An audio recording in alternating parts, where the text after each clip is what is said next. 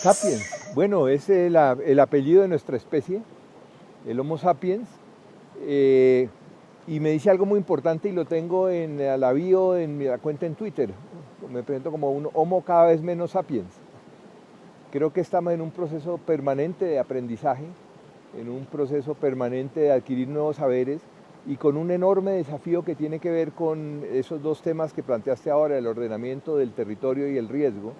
y es el gran desafío como especie, si queremos permanecer en este planeta, es la convicción de que solo entre humanos no resolvemos los problemas que tenemos, sino que tenemos la absoluta obligación de hacer simbiosis, de concertar con otras especies, desde los microorganismos que forman parte de ese microecosistema que es cada ser humano, los microorganismos que habitan en nosotros y que hacen simbiosis con nuestras propias células, hasta los ríos, las montañas, las nubes. Entonces, ¿cómo dialogamos con esos otros actores del territorio que hemos relegado como elementos del paisaje, de un paisaje en el peor sentido de la palabra, como del escenario de fondo, y cómo comenzamos a reconocerlos como unos actores que, entre otras cosas, llevan muchísimo tiempo ordenando el territorio? Entonces, eso que llamamos ordenamiento territorial no es imponerle al territorio las prioridades humanas, sino ordenar las actividades humanas en función de lo que esos otros actores del territorio llevan millones de años ordenando.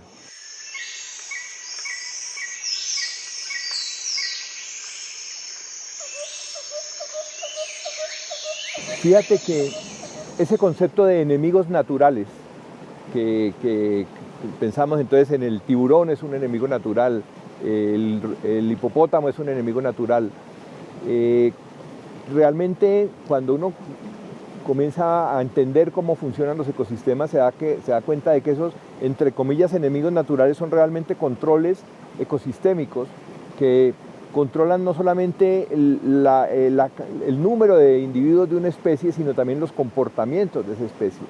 Los seres humanos, en nuestra arrogancia, hemos eliminado casi todos los enemigos naturales. Y digo casi todos porque nos quedan algunos que están fundamentalmente en el nivel de los microorganismos. Pero, digamos, hemos eliminado los controles ecosistémicos, los controles que regulan nuestro comportamiento, nuestra conducta y el tamaño de nuestra especie. Hoy somos aproximadamente 7.800 millones de seres humanos en un planeta que tiene de cintura en el Ecuador apenas 40.000 kilómetros,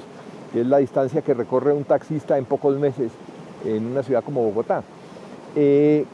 Pero no hemos podido, y ese es parte de ese otro desafío de que hablábamos ahora, no hemos podido reemplazar esos controles ecosistémicos que hemos anulado por una ética de la coevolución, una ética de la convivencia con los demás seres vivos y con ese territorio del cual formamos parte. Entonces yo creo que todo esto que nos hace, entre comillas, superiores, se está devolviendo contra nosotros porque no hemos entendido precisamente que esa, entre comillas, superioridad tenemos que ponerla al servicio de la vida y no en un afán estúpido de controlar la vida.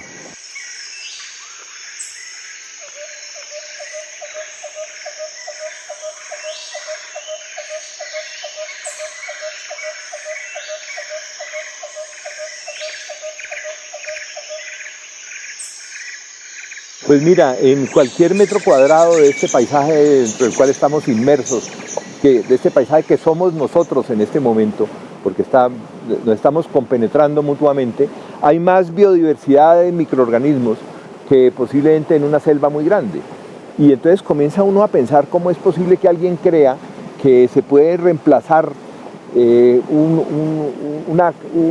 zona verde por canchas, por material sintético. Cómo se puede reemplazar el lugar en donde un árbol tiene sus raíces por un material de llanta reciclada. Porque eso es lo que nos está llevando, por ejemplo, a que haya gente dispuesta a hacer el amor con muñecas de inflar. Entonces es ya un absurdo total que estamos llegando allá. Y yo creo, volvemos al principio, solamente si tenemos la comprensión de que nosotros somos parte de la telaraña de la vida, de que nosotros dependemos como individuos de la capacidad de hacer simbiosis, de hacer acuerdos, concertaciones con todos los microorganismos que viven en nosotros y que a veces con ese afán estúpido de la limpieza, del aseo, lo que hacemos es eliminarlos. O uno de los problemas de las amenazas grandes que hay en la humanidad en este momento es como muchísimas bacterias se han ido volviendo resistentes a los antibióticos por la cantidad de antibióticos que tomamos, ya sea conscientemente o ya sea los que vienen en los alimentos, por ejemplo. Entonces ahí viene una amenaza que se pone uno a pensar si esas amenazas no son una especie también de mecanismos de control que tiene el ecosistema sobre esta especie que se ha convertido en una plaga. Entonces, el ser humano, ese sapiens, es un prodigio, es un fractal del cosmos. La galaxia Vía Láctea tiene 100.000 millones de estrellas, el universo tiene 100.000 millones de galaxias, y cada uno de estos 7.800 millones de seres humanos que estamos en el planeta, tenemos en el cerebro aproximadamente 100.000 millones de neuronas. O sea, tenemos en el cerebro tantas neuronas como estrellas tiene la galaxia y como galaxias tiene el universo. Y somos capaces de hacer volar un avión, y somos capaces de hacer un poema, y somos capaces de hacer estos equipos de video y el internet, pero al mismo tiempo, al haber eliminado esos controles ecosistémicos que se dan desde la biología, digámoslo así, o desde la ecología, y no haber sido capaces de reemplazarlo por unos controles éticos, nos hemos convertido en la peor de las plagas que ha habido en este planeta en 4.000 millones de años. Y no estamos hablando de una cosa por allá abstracta, sino estamos hablando de ejemplos como esos. El dedicarnos a destruir sistemáticamente el patrimonio natural urbano, que es el sistema inmunológico de las ciudades, es lo que permite la adaptación de las ciudades a los cambios, no solamente del cambio climático, sino de la variabilidad climática. Es lo que le permite a una ciudad absorber, digamos, el impacto de dinámicas hidrometeorológicas,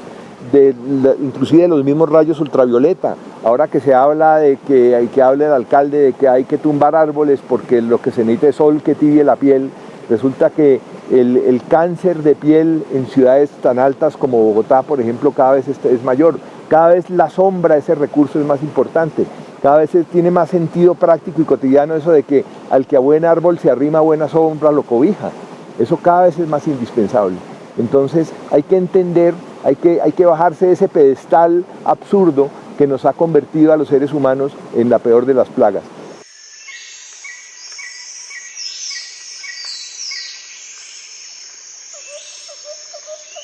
No, hay que mirarlo en distintas escalas. Primero, decíamos, ahora somos 7.800 millones de seres humanos, y sobre todo esa curva ha ido creciendo de una manera impresionante en los últimos años, pero el impacto que generamos los seres humanos no está repartido equitativamente entre los 7.800 millones. O sea, hay una minoría que en la medida en que consume mucho más, en la medida en que contamina mucho más, tiene un impacto ambiental mucho mayor. Pero eso no quiere decir que 7.800 millones de personas no signifique una carga muy grande para el planeta. Entonces yo creo que allí hay que hacer digamos, no se puede tomar ese tema del control natal de manera aislada de todo lo demás. Hay que revisar totalmente lo que entendemos por desarrollo. Hay que hacer muchísima educación para hacer un control natal voluntario,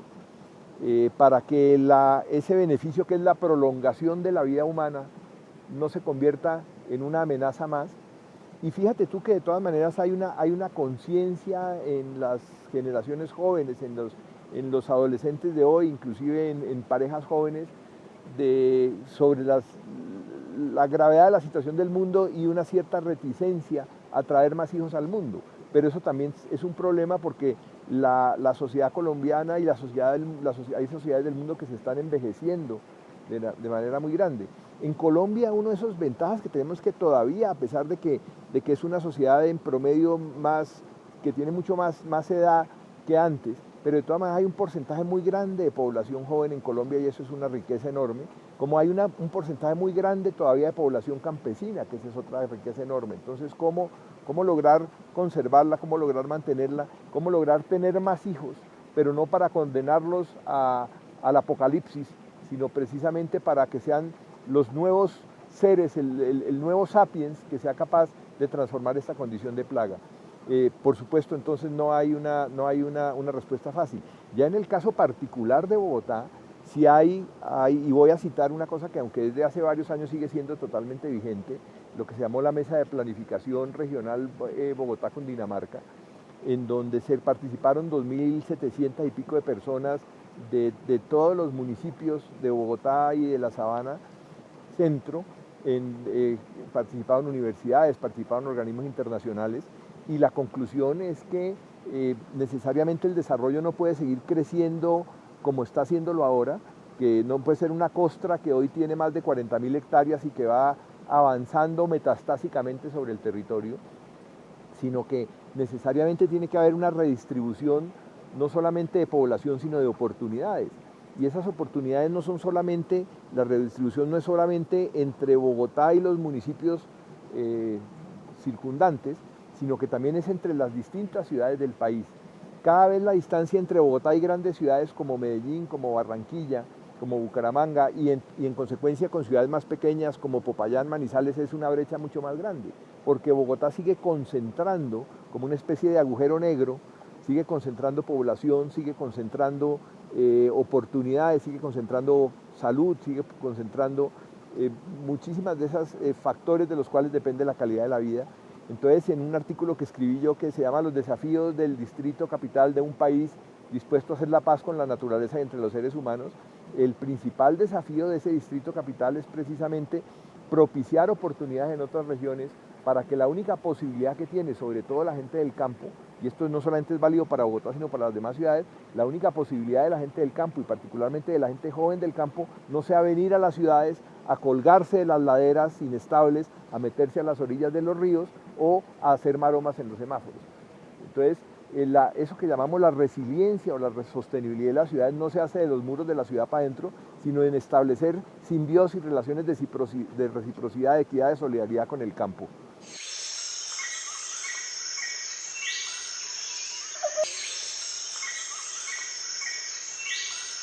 Voy a hacer dos afirmaciones que son contradictorias entre sí, pero válidas ambas. Primero, algo que lo repito con mucha frecuencia, y es que la gestión ambiental y la gestión del riesgo, que para mí son lo mismo, tienen el mismo problema que el trabajo de la mamá en la casa, y es que cuando funciona bien no se nota es cuando falla. O sea, si esta quebrada donde estamos ahora no genera desastres, no es porque estamos de buenas, es porque todo este entorno ecosistémico, todos los servicios que se juntan acá, permiten que el ecosistema sea capaz de absorber extremos hidroclimáticos. Entonces, quiere decir que si no hay desastres porque ha habido una buena gestión ambiental. Pero se nota, hace noticias si se desmadra. Pero al mismo tiempo, yo me atrevo a afirmar que ese concepto de la gestión del riesgo no ha pegado en Colombia. Todavía seguimos viendo cómo se toman decisiones sin ninguna consideración a eso. Por ejemplo, para la gran obra del Transmilenio por la séptima no hay estudios de gestión del riesgo. Para el metro elevado no hay estudios de gestión del riesgo. Entonces, la ley 1523, que actualiza, que moderniza el decreto 919 del 89, que fue el primero que creó un sistema de gestión del riesgo en Colombia, y la cuota inicial fueron 25.000 muertos en Armero. Eso fue lo que convenció al país de que había que crear ese sistema. Y resulta que cuando se construyó Armero, que después fue destruido el 13 de noviembre de 1985, esa destrucción ya había ocurrido 2 veces antes, exactamente por lo mismo, por construir un asentamiento humano en un territorio que el río se había pedido para él, para sus flujos de lodo y para que por ahí bajara el producto de sus erupciones. Y resulta que eso se nos olvidó y hay todavía algunos sectores o algunos movimientos que dicen, no, podemos volver a construir Armero ahí, esa es una tierra muy rica, muy valiosa, y simplemente hacemos un muro para que si vuelve a venir una avalancha, no. Entonces es una cosa realmente absurda. Entonces las dos cosas, cuando no hay desastres es porque ha habido una buena gestión ambiental / gestión del riesgo, pero al mismo tiempo, cada vez que ocurre un desastre y nos vamos al que yo considero el más complejo que ha ocurrido en el último siglo en Colombia, que es el de Hidroituango, es la clarísima consecuencia de que una obra de ese tamaño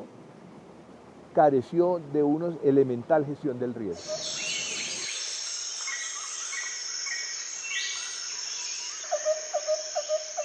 Hay una palabra que, como muchas otras palabras, ha sido secuestrada y ha sido utilizada para fines terribles, que es la palabra seguridad. Sin embargo, yo insisto en utilizarla y en recuperarla porque me parece que es uno de esos, digamos, de esas aspiraciones de los seres vivos, sentirse seguros reducir un poco la incertidumbre frente a algo que es incierto por naturaleza, que es la existencia misma no solamente de los seres humanos, sino de los seres vivos en general. Y he venido desde hace años un poco a partir de lo que me introduce a mí en este tema, que es el terremoto de Popayán, entendiendo que eso que llamamos seguridad es el resultado de unas múltiples interacciones entre múltiples factores. Entonces, por supuesto, hay una dimensión importante de la seguridad, que es que si uno va por la calle no lo atraquen y no lo maten para robarle el celular. Pero también hay otra cantidad de factores importantísimos, como por ejemplo la seguridad jurídica, institucional, el tener un país con una constitución y con una constitución que consagra los derechos fundamentales y con una constitución que establece unas puertas a donde uno puede ir a tocar si considera que sus derechos fundamentales, comenzando por el derecho a la vida, están siendo vulnerados, están siendo violados. Y precisamente en este momento, y lo digo a raíz de un artículo que me invitaron sobre desafíos de Colombia frente al cambio climático a escribir para la revista Foro, yo mencionaba que el primer desafío, y había otros, pero el primer artículo se fue todo en ese desafío, es recuperar el Estado de Derecho, eso que llamamos Estado de Derecho. Y creo que en este momento en Colombia ya no solamente hablamos de fortalecer, sino de recuperar, porque todos los días vemos cómo eso que llamamos Estado de Derecho está desapareciendo. Todos los días vemos cómo se está manipulando con todo tipo de artilugios el derecho al ejercicio de la oposición, y valga la redundancia, por las vías de derecho. Cuando las vías de derecho se bloquean, se taponan, entonces la única posibilidad es acudir a las vías de hecho. Y eso es válido también para esta quebrada. Si a esta quebrada le quitamos su derecho a fluir, pues entonces la quebrada tiene que acudir a las vías de hecho y comenzar a inundar la calle. Y si al río Cauca se le quita su derecho elemental a fluir, y a las montañas se les quita su derecho, digamos, a que cualquier intervención humana tenga en cuenta toda su estructura geológica, entonces necesariamente se está obligando a esos actores del territorio, que son el río y las montañas, a actuar, a producir desastres. Cuando ocurre uno de esos mal llamados desastres naturales, que tengan que ver con causas que sean disparados por causas hidrometeorológicas, o sea, relacionadas con el tiempo atmosférico y con el agua, basta preguntar qué derecho fundamental le ha sido violado al agua, y ahí aparece la causa del desastre. Desde el derecho a existir, y entonces viene un desastre silencioso pero muy grave, que es lo que mientras en unas zonas de Colombia están con el agua al cuello, en otras está ocurriendo alrededor de la Sierra Nevada de Santa Marta, que es quitarle al agua su derecho a existir, que es quitarle a los ríos su derecho a correr, pero muchas veces se les quita el derecho a correr o a desembocar, porque cuando ya eso que antes era un río llega a lo que antes era su desembocadura, ya el agua se la han quitado en el camino. Y esto es una cosa, pues, que en la humanidad llegamos a cosas tan dramáticas como que los soviéticos en su momento secaron el mar de Aral, por ejemplo, porque le quitaron toda el agua, todas las fuentes de agua que lo alimentaban, y entonces un mar se volvió un desierto lleno de barcos abandonados. Son cosas absurdas, pero aquí lo estamos repitiendo cotidianamente, y esto se repite de manera muy clara en este caso dramático, que como tú lo mencionaste ahora, yo lo sigo considerando y cada día me reafirmo más, que es el desastre más complejo que ha existido en la historia de Colombia. En primer lugar, porque el hecho que lo dispara no es un fenómeno como el que disparó la destrucción de Armero, que fue una erupción que generó una avalancha en el río Lagunilla, por donde se desagua el Nevado del Ruiz, o el terremoto, o cualquier terremoto donde tú identificas esa causa, sino que en este caso hay una causa que es de origen humano. Es digamos, un accidente tecnológico que con una adecuada gestión del riesgo hubiera podido evitarse. A mí me sigue sorprendiendo que una empresa tan seria, que no solamente ha sido orgullo de Antioquia, sino de toda Colombia y ejemplo para toda Colombia, haya incurrido en errores tan elementales como los que se cometieron y como los que condujeron a esa emergencia de hace un año, precisamente, de mayo, de finales de abril y principios de mayo del año pasado. Y esa emergencia, como lo he dicho en varias ocasiones, no generó el desastre, no es el inicio del desastre, sino que visibilizó un desastre que las comunidades venían viviendo desde que comenzó a concebirse ese proyecto. Es que ahí ha habido más de 60 masacres. Y toda esta emergencia de mayo se genera en un entorno de guerra, y de guerra que ha ido incrementándose todos los días. Esto lo decía yo hace 2 días en una conferencia en la Escuela de Ingenieros Militares, y mencionaba cómo es decir, precisamente hace pocos días en un combate mataron un soldado allí, pero es porque la guerra ahí es permanente. Entonces, por una parte está la amenaza, digamos, que tiene que ver con el río, tiene que ver con la posibilidad de que las montañas colapsen, pero por otra parte está toda la amenaza que proviene del conflicto armado, en donde se han dado citas actores armados ilegales de distintas partes, que toda la biodiversidad de actores armados ilegales está presente allí, y la población local está atrapada en medio de eso. Entonces, hoy oía yo una noticia que me parece interesante, y me parece también muy interesante como que haya tenido que pasar un año para que comience a hacerse una evaluación de las casas, de la afectación de las casas, pero al mismo tiempo, y esto también lo he dicho y públicamente, yo creo que hay que tener en cuenta que el hábitat no es solamente una casa física, no son 4 paredes y un techo. El hábitat es la posibilidad de reconstruirse uno como integrante de un territorio que está herido. Ahora, todas las comunidades que han sufrido desastres, pues pasan por eso. Y hay una cosa que es gravísima, y lo he comparado yo con el hecho de que, por ejemplo, un niño, de pronto su madre sufra una enfermedad muy contagiosa, o un problema que haga necesario separar el niño de la madre, pues ahí hay una ruptura para ambos, para la madre y para el niño, y entonces hay que comenzar a reconstruirse uno mismo como ser, a partir de esa ruptura con el territorio que es parte de ese ser de uno. Entonces, que el territorio de la seguridad se convierte en un territorio de amenaza, que el camino por donde uno transita para hacer para llenarse de vida en un entorno como esto, de pronto se convierte en un camino minado y se convierte en una fuente de amenaza. O la posibilidad, digamos, de que donde yo antes vivía esté sometido a una alerta permanente porque puede colapsar esa presa. Entonces, eso significa no solamente que la gente tenga una casa y un techo, sino que la gente se reconstruya, y esa reconstrucción solamente es posible a partir de la participación. La participación es sanadora, la participación te ayuda a ti digamos, a reconstruirse en la medida en que se va reconstruyendo ese territorio que ha sido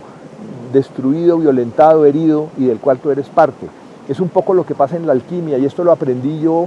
y lo aprendimos quienes estábamos en el SENA después del terremoto de Popayán, cuando comenzamos, ya disipado un poco el polvero que dejó el terremoto,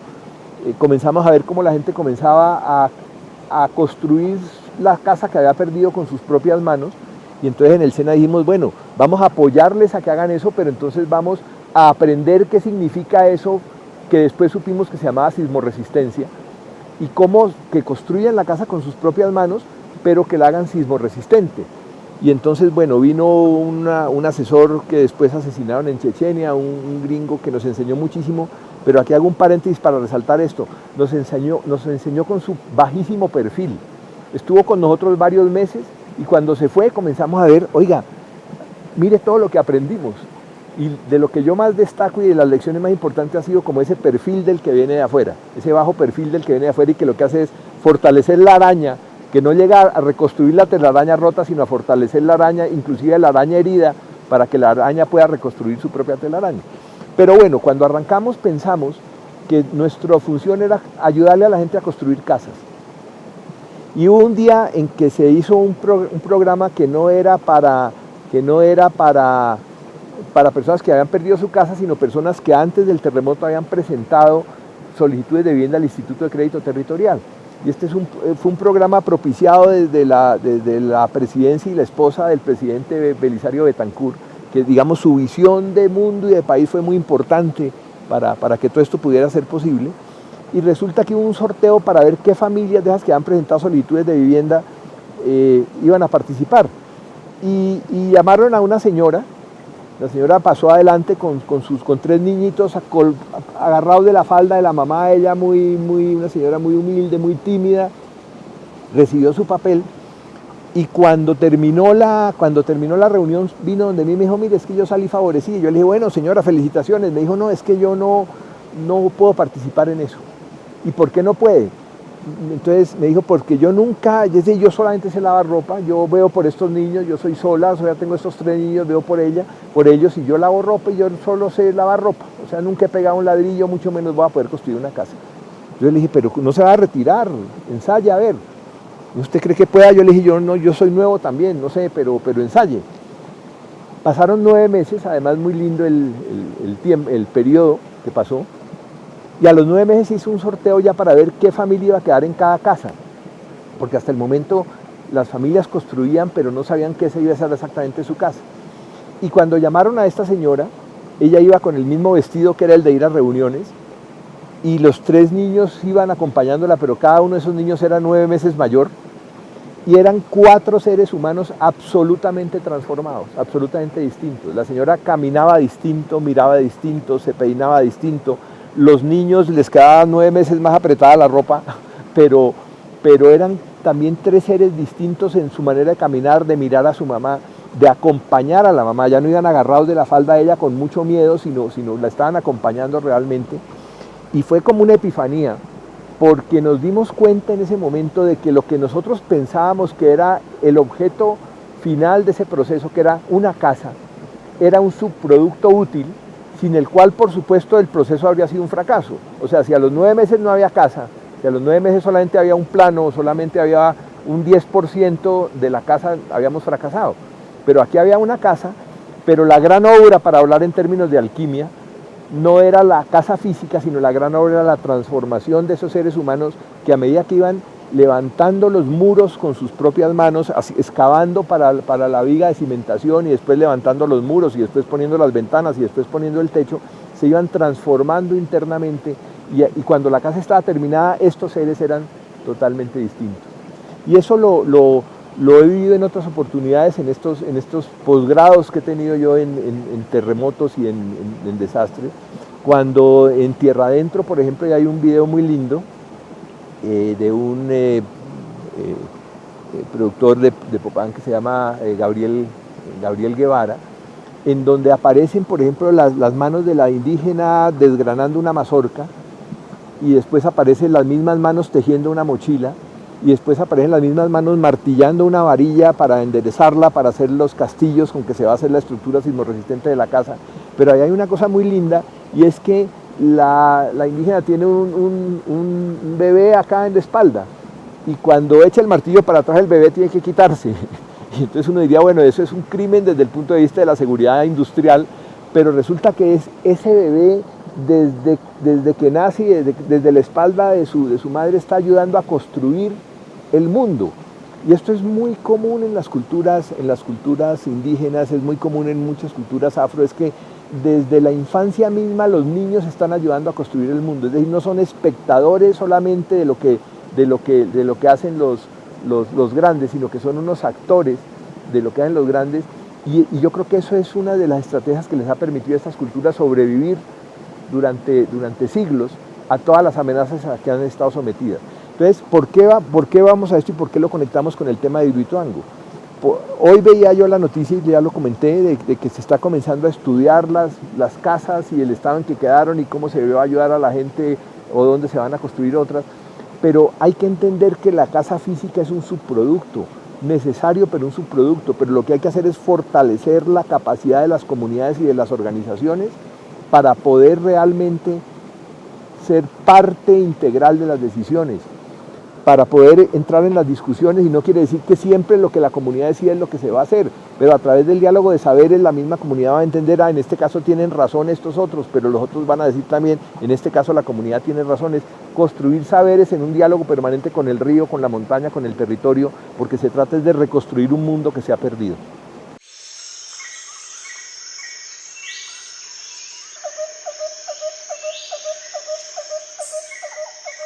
Bueno, ahí hay muchísimos temas, ahí da para 2 doctorados ese programa que tú acabas de plantear allí, pero uno de los temas es que todos los días estoy más convencido de que quien en últimas va a tomar la decisión de si el proyecto sigue o no sigue son el río y las montañas. Más allá de lo que se diga, pues tú sabes que las comunidades quieren que se dé un sector muy grande, que se desmonte el proyecto. El proyecto insiste en que sigue adelante y que con obras de ingeniería puede salvarse y con inversión económica puede salvarse, pero en últimas las montañas y el río son los que van a tomar la decisión, y yo creo que ahí hay un primer desafío muy grande, y es estar preparados para la decisión que tome el río, para que no coja de sorpresa a todo el territorio con todos los seres humanos y no humanos que lo habitan. En segundo lugar, este desafío de lograr una participación real de la gente se da allí de manera muy dramática, pero es para Colombia entera. Ya habíamos mencionado cómo en este momento esa necesidad de recuperar el Estado de Derecho, que comienza con la Constitución y con el preámbulo donde se dice que Colombia es una nación participativa, cómo eso no está ocurriendo, cómo desde estamos viendo, digamos, cómo está tratando de bloquearse la participación de los partidos de oposición en el Congreso de la República, a pesar de un estatuto absolutamente claro que es el estatuto de oposición. Pero por otra parte vemos cómo el día que en Kennedy se decreta alerta naranja por contaminación del aire, llegan a cortar los árboles del parque de un barrio, y cuando salen a oponerse los habitantes del barrio, entonces les echan el SMAT para que les eche gases lacrimógenos, seguramente para compensar la contaminación por otras fuentes. Entonces, digamos, también a nivel fractal vemos cómo esa participación va siendo violada en todas partes. Entonces yo creo que si realmente queremos que la Constitución Nacional siga rigiendo en este país, pero no solamente como una norma escrita, sino como un hecho real, hay que tener en cuenta eso, los derechos fundamentales, comenzando por el derecho a la vida y el derecho a la participación. Y si vemos la cantidad de líderes que han sido asesinados en Colombia, desde que se firmó el acuerdo de paz en noviembre del 2016 hasta ahora, yo hacía, comenzando Semana Santa, un cálculo y ponía en Twitter, mencionaba en Twitter cómo, recuerden que en esta Semana Santa lo que estamos haciendo es conmemorando el asesinato de un líder social, pero si a cada uno de los líderes sociales que han asesinado en Colombia, más o menos 480, ahora más, desde que se firmó el acuerdo de paz, le dedicamos una semana, vamos a estar en Semana Santa permanente durante más de 9 años. Esto nos da una idea del horror. Ayer hubo un atentado contra líderes de comunidades negras en el norte del Cauca. O sea, este horror sigue ocurriendo, sigue pasando, y entonces mientras eso siga sucediendo, estamos generando causas para desastres adicionales a ese que ya de por sí es un desastre. Fíjate tú que digamos, quienes estamos en el tema de la gestión del riesgo, insistimos muchísimo en que hay que diferenciar el fenómeno que desencadena un desastre, por ejemplo un terremoto, una erupción volcánica, un huracán, de las condiciones de vulnerabilidad que evitan que el territorio pueda convivir sin traumatismos con los efectos de ese fenómeno. O sea, decimos, el huracán y el terremoto no son el desastre, esos son desencadenantes, pero el desastre surge es cuando el territorio es incapaz por una serie de factores que llamamos vulnerabilidad, que yo llamo goteras, debido a las goteras del techo, el techo no puede resistir el aguacero, así sea un aguacero leve. Pero en el caso de la violencia, por ejemplo en el caso de las minas antipersonal, el mero hecho de que exista un territorio con minas antipersonal, aunque nadie las pise, ya es un desastre. El mero hecho de que los papás, y me refiero a una crónica dramática que a mí me marcó, que leí en El Tiempo sobre un municipio samaniego en Nariño, las precauciones que papás y mamás tienen que tomar y todas las advertencias que todos los días tienen que hacerle a sus hijos que van a la escuela, a primero de primaria con su morral, y entonces decirles, miren, vayan mirando muy bien porque si cambia el color del suelo puede ser que haya una mina, si hay un árbol con guayabas que no han sido cosechadas no se acerquen porque puede haber una mina, si ven una pelota o una muñeca no la toquen porque puede ser una mina, aunque no pisen la mina, ese mero hecho ya es un desastre. Entonces, en este caso de la violencia y la violencia intencional, pues ahí se rompe esa diferencia entre el hecho desencadenante y las consecuencias de ese hecho. El mero hecho de que hay un territorio minado ya es un desastre. Por eso, por ejemplo, mucho antes de la firma del acuerdo de paz, el 26 de septiembre en Cartagena, se llegó a un acuerdo para el desminado humanitario. Ese era ya un paso importantísimo, pero no solamente para la reducción de la violencia, sino para la adaptación del país al cambio climático. Es que resulta que la primera vez que yo tuve noción de que había una relación entre minas antipersonal y desastres fue cuando después del terremoto Mitch en Centroamérica, cuando se iban